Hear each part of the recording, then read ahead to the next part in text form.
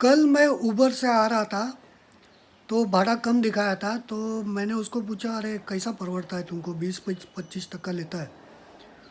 वो बोला अभी तुम्हारा 70 रुपया होता रहेगा, उबर तुमको 50 रुपया दिखाएगा और ऊपर का 10-20 रुपया उबर भरेगा, तो बोनस मिलता है।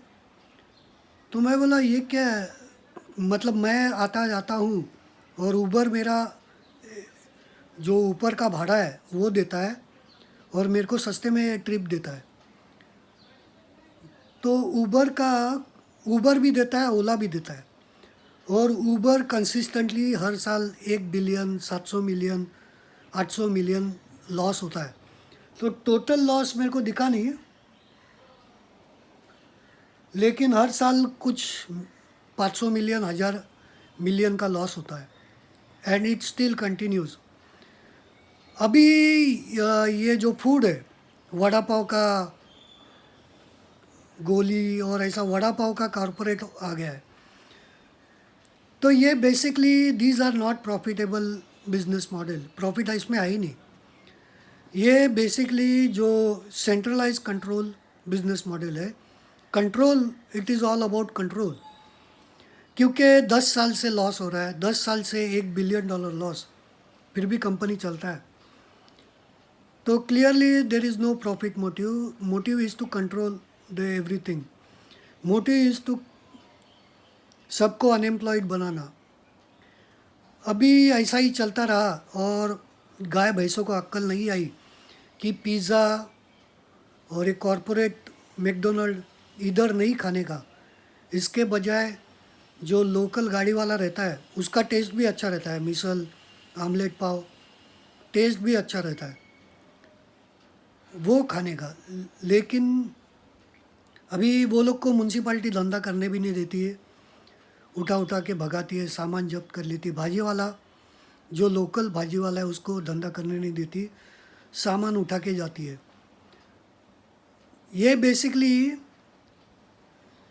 बंद हो जाएगा ऐसा ही चलता रहा तो। क्योंकि अभी की कोई भाजी वाला, कोई गाड़ी वाला गाड़ी लगा रहा है, उसका 500 1000 का माल है, उसका उठा के लेके गया और 2-3 बार ऐसा हुआ, इट इज़ अनसस्टेनेबल। फिर वो माल खरीदने के लिए उसके पास पैसा नहीं रहता है।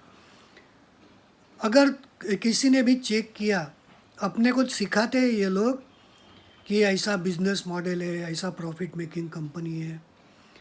सारे कंपनीज कभी भी डिविडेंड नहीं देती है, सिर्फ उसका शेयर्स का भाव बढ़ते जाता है।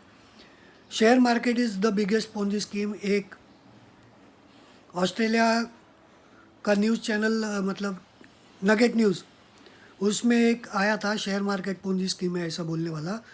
तो बोला डिविडेंड एक भी देता नहीं है और जब चाहिए पैसा तभी कंपनी शेयर्स टाइप करते हैं, क्रिएट करते हैं आउट ऑफ थिन एयर और वो ओपन मार्केट में बेचते हैं। And this is how they create money, bye printing shares. और पूरा पूंजी स्कीम है। एक का भी बिजनेस मॉडल कुछ प्रॉफिट लॉस होता नहीं, मतलब लॉस वाला रहता है, पर वो लोग के शेयर्स का भाव बढ़ते जाता है। तो ये सब एक जायंट पोंजी स्कीम है, it has nothing to do with reality.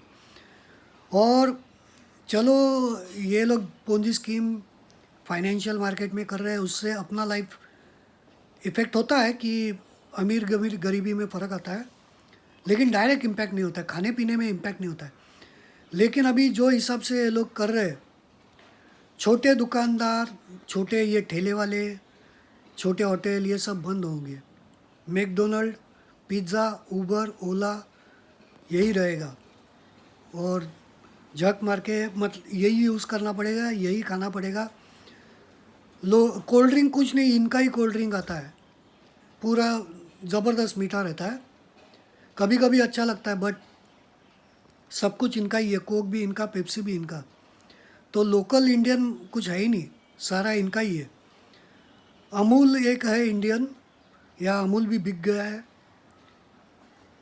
तो इंडियन कुछ रहने वाला नहीं है आने वाले टाइम में। और ये पूरा बिजनेस मॉडल, इसमें कुछ भी नहीं है। ये सिर्फ तुमको मोहताज बनाने के लिए, कंट्रोल के लिए।